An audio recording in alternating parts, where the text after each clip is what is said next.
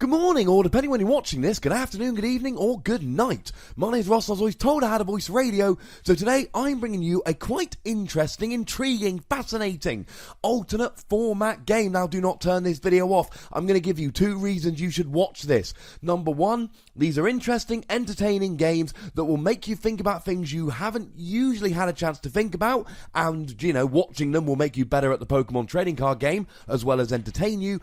And number 2, this tournament was stacked with Worlds players. Over half of the Masters here have their invitation for Worlds, and on the videos I'm showing you, there is just one player who does not have their invitation for Worlds. Oh yes, ladies and gentlemen, it's fascinating. Now, the format is Breakthrough, Breakpoint and Fates Collide commons and uncommons. No rares and no cards that aren't from those 3 sets. Don't worry, I've done some extra editing, so this video is going to be very easy to watch because all the cards you need to know about will be appearing on screen as we go. And I cannot say any nicer and fairer than that. I should also mention here that we are playing with 40 card decks, not 60. We are playing 4 prizes, not 6. And you are only allowed 2 copies of each card, other than basic energy, rather than 4. We are playing best of 3, 30 minutes, I assure you it is long enough. And we are playing top cut timing rules, there are no ties. And if that is not a reason to watch, I don't know what is. Grab a cold beverage, sit down tight, this is going to be awesome. Okay, ladies and gentlemen, I promised you good players and I intend to deliver on that. On the left, we have the lovely Joe Bernard. He runs that Pokemon Trading Card Game channel, OmniPoke, my favourite non-PTCG radio YouTube channel, and yes, you can quote me on that. He has got his Worlds invite, and he was part of the team this past summer, providing official commentary for the Pokemon Company from Italian, German, and UK nationals. On the right, we have Rhys Williams, and he's got his Worlds invite for a change. He's a very good player. He's been around a while. He was a very good senior. He aged up into Masters. He's now a very good Master. Both these players have their Worlds invite, so like I said, we are good.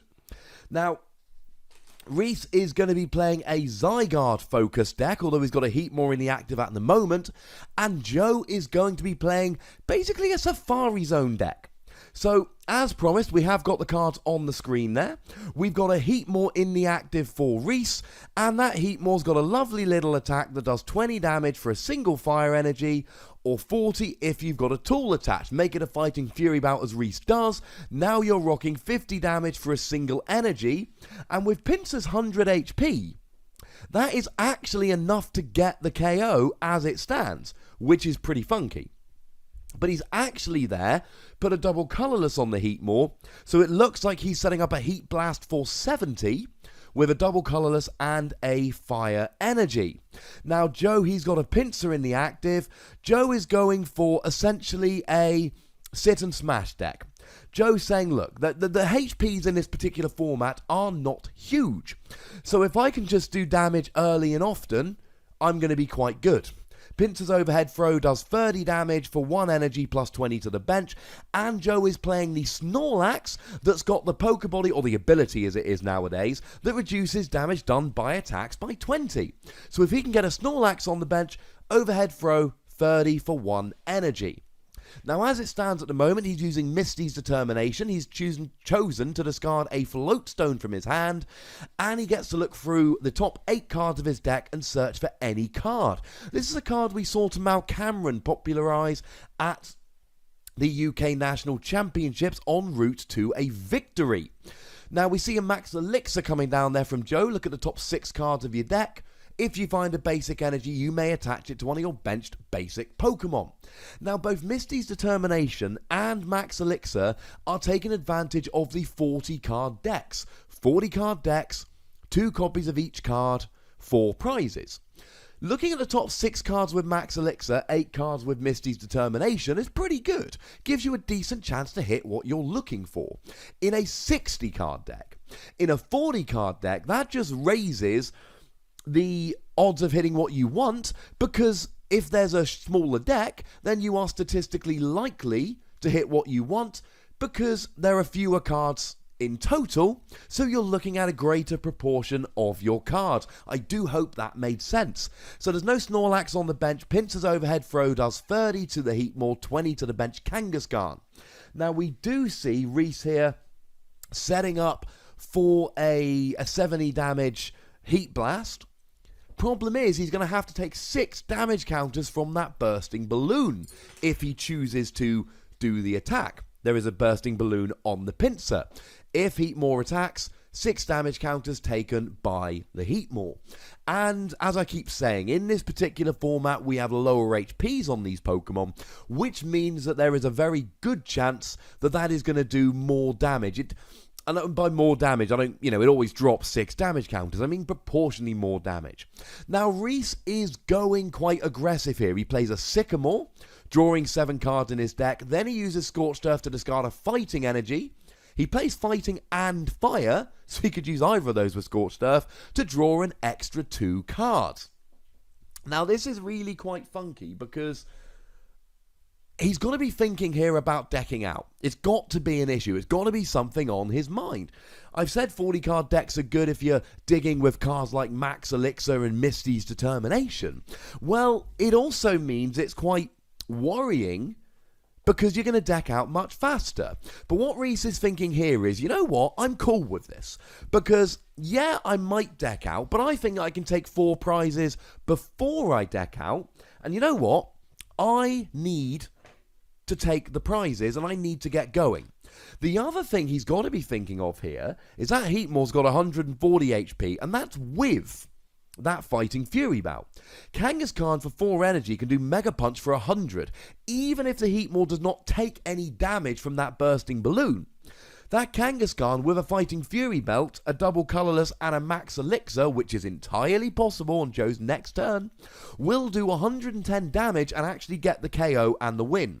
So Reese has got to get another Pokemon on the bench here, so you see him playing that Ultra Ball. And we see him going for another Heatmore. Now his deck is built around Zygarde. Zygarde's particularly good against fairy Pokemon, and Gramble's quite popular in this format. Similarly, he is a fighting Pokemon, so he can hit things like Kangaskhan and Snorlax for weakness. At the moment, Reese is content to sit there and go for his Heatmores. Maybe his Zygarde's prize, because obviously Zygarde's very good against Kangaskhan. But the Kangaskhan's already taken 20 damage. He's down to 100 HP. Reese is feeling moderately confident at this stage. Now, he does choose to attack and take the damage. Kangaskhan's first attack, Tiny Punch, does 40 damage. Now, and we do see the Fighting Fury bout, and we see an N here from Joe. So both players shuffle their hands into their deck, draw a number of cards equal to the prizes remaining. Joe's going to get 4 prizes, and Reese is going to get 3 cards, I should say, because of 4 and 3 prizes.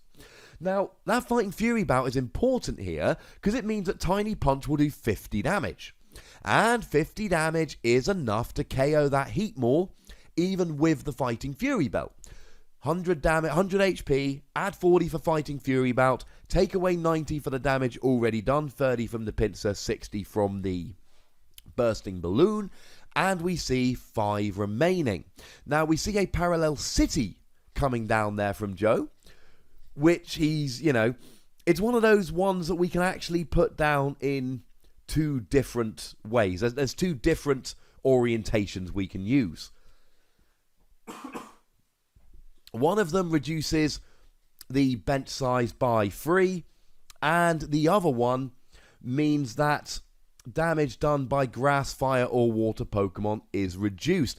And it looks like Joe has limited his bench to 3, and Reese's grass, fire, and water Pokemon, or the damage done thereby, will be reduced by 20. Which, of course, is pretty gosh darn useful when there is a Heatmore staring you down, who happens to be a fire Pokemon. Now, we see a Diglett coming down from Reese there, and I absolutely love this play. Now, I was very surprised. Diglett's got 40 HP, and there is no Doug Trio that is a common or an uncommon, so it is literally just a Diglett here. But here's the thing about Diglett. Diglett's got free retreat, which means you can retreat into a Zygarde or a Heatmore on turn 1 as you like. Let's not forget that when you're using Max Elixir, you can only use it on a bench Pokemon. So you can have Diglett in the active, use Max Elixir onto the Pokemon you want, and then retreat into said Pokemon. Not only that, but Diglett does ram for 10 damage for 1 energy. Doesn't sound particularly great yet. You add a strong energy on the Diglett, now you're doing 30 damage. You add a Fighting Fury belt on the Diglett, now you're doing 40 damage.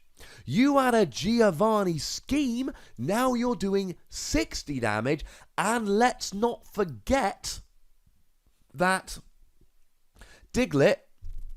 Kangaskhan is weak to fighting. That Diglett, with a Giovanni Scheme, a Fighting Fury belt, and a Fight Strong energy, can actually one-hit KO for 1 energy a Kangaskhan, which is one of Joe's best Pokemon in this matchup. It can also one-hit KO that Meowth that's gone down. So that Diglett might look a little bit silly, but actually that Diglett is brilliant against these fighting weak Pokemon. It's genius. It doesn't look good, but this is why Reese is such a good player, because he's noted, I believe, and I could be wrong about this, but I believe Reese and his brother Luke, they made the decks together. I believe they're the only players at this tournament actually playing that Diglett. It is a brilliant play. Now we see the end coming down here. Both players have free prizes remaining. Both players will draw free cards. Joe's popped a Meowth on the bench here. That Meowth, for a double colourless energy, snipes 50 damage to any of your opponent's Pokemon that has any damage counters on it. So you see here, that Kangaskhan is hit for 50 damage with Tiny Punch. That Heatmore now has 50 HP remaining.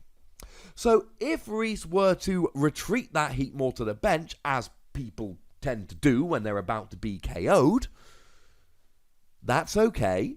Joe can put a double colourless on the Meowth, snipe 50 damage to the Heatmore, and actually get a KO on that Heatmore while it's on the bench. And I've got to ask, how cool is that? And the answer is pretty gosh darned cool. So, Reese actually has no energy. He's forced to pass. No energy, no Floatstone to retreat the Heatmore. Heatmore's got a not particularly comfortable retreat cost. He can't retreat it at the moment. So unfortunately, he's just leaving it there in the active. Now, we see a Misty's Determination here from Joe discarding the Skylar. Joe really favouring Misty's Determination, and I suppose rightly so, to be honest, because let's face it, he, like I keep saying, with these 40 card decks, digging down 8 cards is really quite good. So it allows him to grab whatever he needs, and I missed what he took there, which is very frustrating. Joe, there's a camera on you, mate. If you could be a little bit more accommodating, that would be awesome. So just to confirm, I never actually said it a minute ago, Heatmore's retreat cost is 2. I said it was uncomfortable. I didn't actually say what it was. So Joe here gets another energy on that Pinsir. Clearly not terribly scared of the Heatmore. He's cool with this. And now we see Kangaskhan there with his Tiny Punch. And Reese just goes, you know what? We're done. Reese concedes, but that's all right. We're playing best of 3. Now, we're actually playing 30-minute best of 3. I was having a chat with the tournament organisers at the beginning. It's run by the lovely Sutton Coldfield Pokemon Club, by the way. Glenn and Joanna, as always, just wonderful, wonderful people. This has long been one of my very favourite places to play in the UK, and I should say a huge thank you to Glenn and to Joanna just for running this tournament, and to everyone that helped out. It's just wonderful. And then again, they let us record. They stuck us on a nice big table next to the window. We got decent lighting. We're able to record. I am always incredibly grateful to the help given by Sutton Coldfield Pokemon Club. And if you're in the UK, if you're ever in the area, go along. I'm not being paid to promote them or anything stupid like that. They're just brilliant. Why 30-minute best of 3? I was chatting it through with Glenn. He was the head judge at the beginning of the tournament. And what I said was, look, Nobody wants to play single games. Single games rubbish. We're playing 40 card decks. These are going to be fairly quick games. 30 minutes should be pretty good in terms of allowing us to have a winner. What I love here, though, is we are going top cut rules. That means there will be no ties. If one player has taken more than 50% of their prizes, we see a mulligan from Joe, that means 3 or more, the game counts. And if we're tied on prizes at the end, then we keep going until there is a winner. There are no ties in the Sutton Coldfield Summer Cup, and I love that.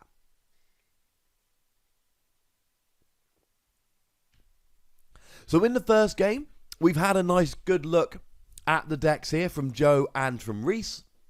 So we're going to be able to, see how these players are going. We can make some guesses. For instance, Reese is going to be trying to use that Diglett to snag a cheeky KO on something like a Meowth or a Kangaskhan.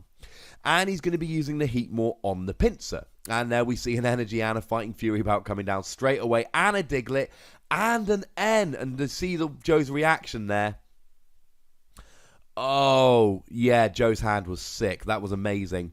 He had the Pokemon Fan Club to search for any 2 basics. He had the Energy. He had the Bursting Balloon. He had everything he needed. And he had a double colorless for next turn. That is upsetting. And of course here, getting your opponent down to 4 cards, that's pretty nice. I mean, it is the equivalent, to be honest, of a turn 1N in 60 card decks. Generally, a turn 1N will put you down to 6 cards from a 60 card deck, that's 10%.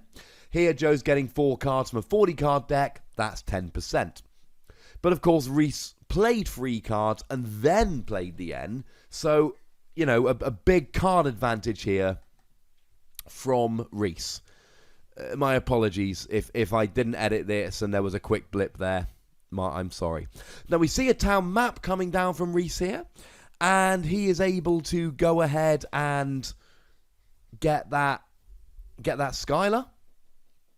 Or Professor's Letter. He's got a strong energy. He's got a fire energy. It just means that when he takes a prize, he's going to be able to choose what prize he takes. And that makes it much, much easier for him. No attack, of course, because he went first. So another Misty's Determination, discarding Skylar. And I'm going to be honest here. It looks like Joe is really favouring Misty over Skylar. That is the second time in 3 Misty's Determinations he's discarded a Skylar to use it. And again, he doesn't really show us what he got. Joe, as a camera mate, if you would be so kind, just, give a cheeky showing, or a squeaky coing, of what you actually got. Oh, now we see the Snorlax. I am a big fan of Snorlax. In the original 151, the official ranking, and by official I mean my opinion, and in no way official, goes number 1, Porygon. Pokemon Catcher is a Tails, unfortunately. Number 1, Porygon. Number 2, Snorlax. Number 3, Golem. So we saw a little bit of a dodgy roll there. Not going to re-roll it. We are ready to go. Now that Snorlax is an expensive Pokemon. 4 energy for 50. 80 if you can flip ahead. But he is a tank. 120 and any damage done is reduced by 30. And you can put a Fighting Fury Belt hit on him. We're seeing the kind of level of attack these Pokemon are doing. Let's face it. If you can be going ahead and having 160 HP reducing by 30, that is a tank of a Pokemon. Now, we do see Joe playing his own N here, the only card he had in hand. He was trying to use that Pokemon Catcher to grab the Diglett. Diglett has 40 HP and a weakness to Grass, so 30 times by 2 to 60 would have been enough to KO that Diglett in your Diglett face. Unfortunately, he hit the Tails, and Heatmore just used Reinforced Flame, 20 damage, plus the 20 for the tool, plus the 10 because the tool is a Fighting Fury Belt, times 2 for the weakness is 100, is enough to KO that Pinsir, as we said in Game 1. Good news is, he really isn't doing very much against a Snorlax. So, we should probably have a look at that Zygarde. that Reese just popped on the bench. Now, this Zygarde that Reese is going for is the Dog Zygarde. And for 1 fighting energy, it's basically a Lysander.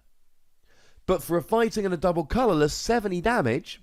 But if it's a Dark or Fairy Pokemon you attack, they cannot attack on the following turn. And we won't see it in this game, but we will in the following round. Granbull's a pretty good Pokemon in this format.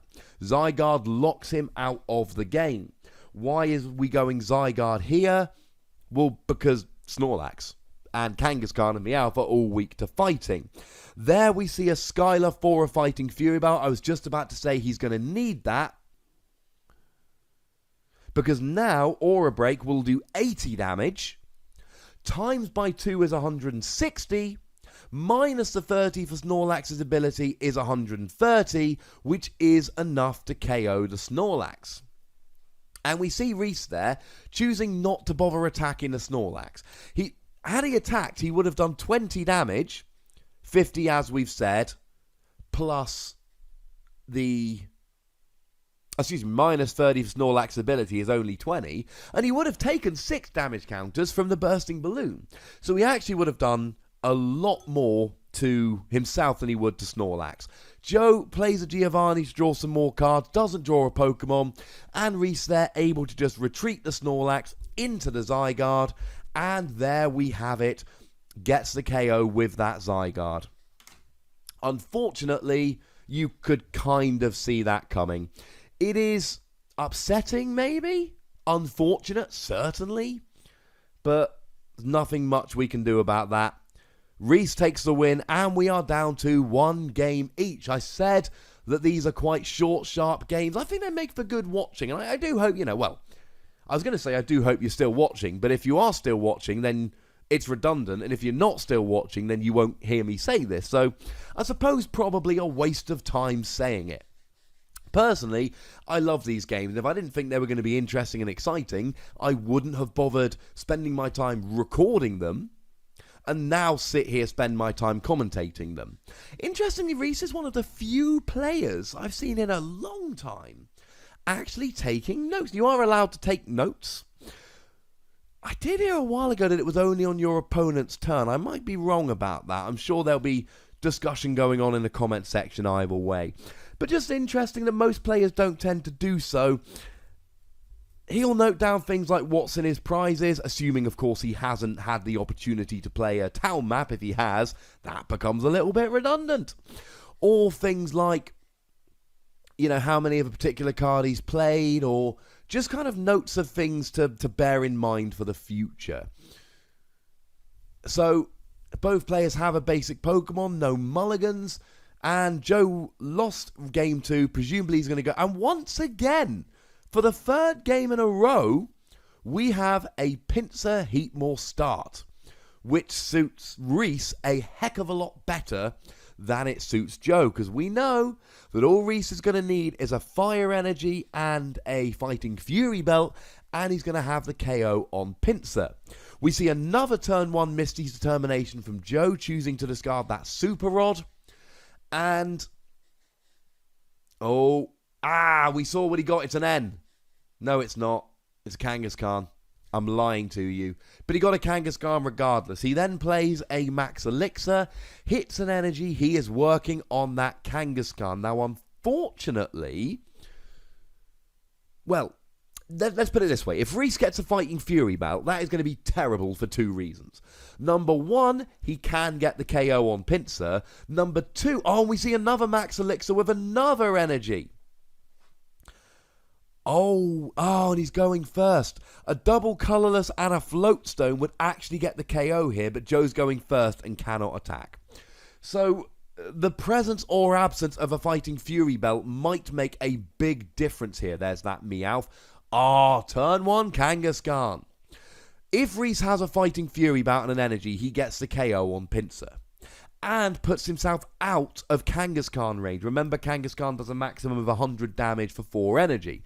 Now, if Reese doesn't have the Fighting Fury Bout, then Joe just needs, I believe, a double colourless to retreat the Pinsir, or he can go ahead and just put the Floatstone and retreat the Pinsir, and that will be game. And to be honest, it doesn't matter what Reese does. He needs a basic or a Fighting Fury belt, and there's the energy. He's got... Oh, that's my hand poking over. I was pointing at the Professor Sycamore. I wasn't giving away what he was playing. I was just kind of pointing to that card and chuckling. Because, oh my god, who's playing Sycamore in this format? I went like 2-3, 3-2 on the day. I went around 50%. My deck was terrible, just so we're clear. I spent all week testing Granbull Snorlax and then changed to Dugong at the last minute. It was terrible. It was a terrible, terrible deck. So I can't be judging anyone. But yeah, that was my hand. And my watch we saw coming over a minute ago. We got a lot of very good players here, a lot of very high-quality players, but it's a very relaxed tournament atmosphere. I mean, he had to play the Sycamore there. He had no choice but to play the Sycamore. Because if he doesn't get a Pokemon or a Fighting Fury belt, then he loses to a DCE or a Floatstone. So it's completely irrelevant. He had to play that Sycamore. He had no choice. Whether he wanted to or not is entirely inconsequential. There was nothing to be done. There's the Fighting Fury belt. There's the basic. We have a game. Is he going to KO the Pinsir? I mean, unless he's got a Pokemon catcher and can hit a heads. He might as well. It's a prize. Now, the Kangaskhan's going to come up, or as I like to call him, the Big Daddy. Although, no, I can't really call him the Big Daddy. Snorlax is the Big Daddy. Now, we do see a single puzzle of time here. In a 40-card deck, as I keep saying, if you can look at the top 3 cards, that's better than in a 60-card deck. You're looking at a higher proportion of your deck. So, I believe everybody played double puzzle of time. Firstly, because being able to search your discard pile for any 2 cards if you play 2 at once is awesome.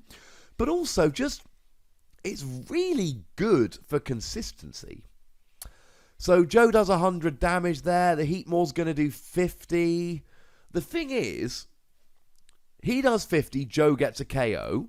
He brings up the Heatmore. Even if that Heatmore does 50, Joe's then, almost KOing him there.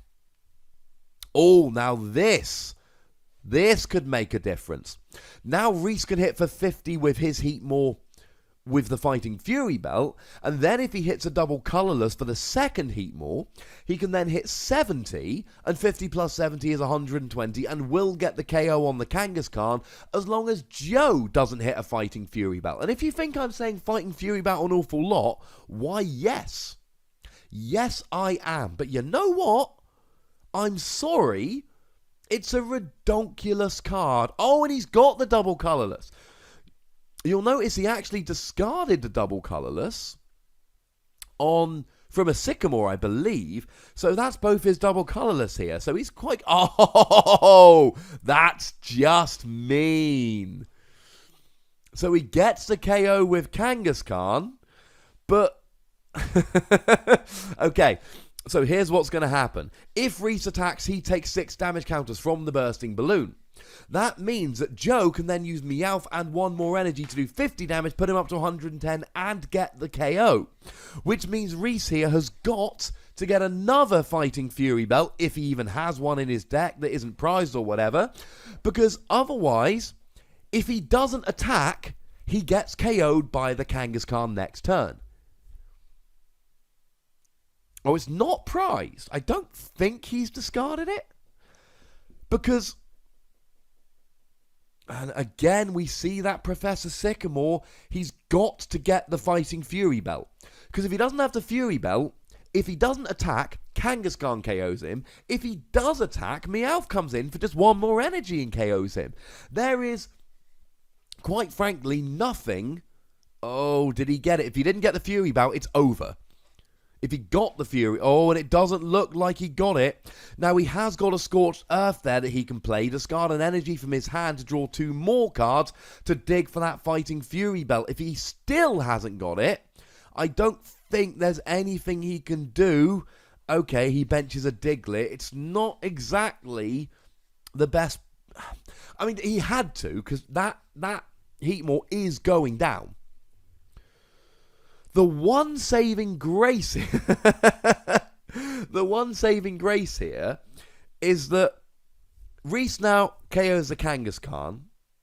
Meowth comes in and KOs the Heatmore. And if Reese has a strong energy and then finds a Fighting Fury belt, he will be able to do 80 damage and get the KO on the Meowth. Yay! So Reese not out of this yet.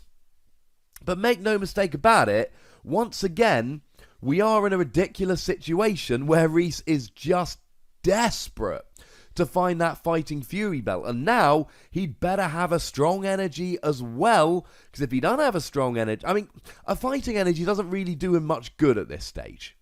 It's got to be a strong energy, because Meowth's got 70 HP. So hitting for 10 or even 20 times by 2 is not enough.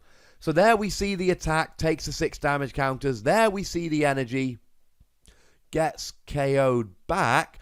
Reese here, though, he has a choice of prizes. He takes the strong energy. Now does he have the Fighting Fury about? If he does, Diglett KOs Meowth, and it is all kinds of over. Oh, he's got double puzzle of time. There he can go and get the Fighting Fury belt. He can even get the Giovanni, so he doesn't need the Fighting Fury belt. And that's game. That is game right here. Meowth does 30, 40, 50, 60, 70, 80 times 2, 160 damage on the Meowth. Gets the KO. Diglett dig, ladies and gentlemen. Diglett dig. And if you're still watching, please put a hashtag Diglett dig in the comments. That would make me very happy. No trio, but we did not need it. Reese takes a round 1 win over Joe. And I don't know about you, I thought that was a pretty exciting game. We got 3 more Masters games from this tournament coming up. Do not go anywhere. You know the deal. Click the like button. Comment down below. Click that subscribe button. And of course, the most important thing as always, look after yourselves until next time. Thank you very much for watching. My name's Ross, and you've been watching PTCG Radio.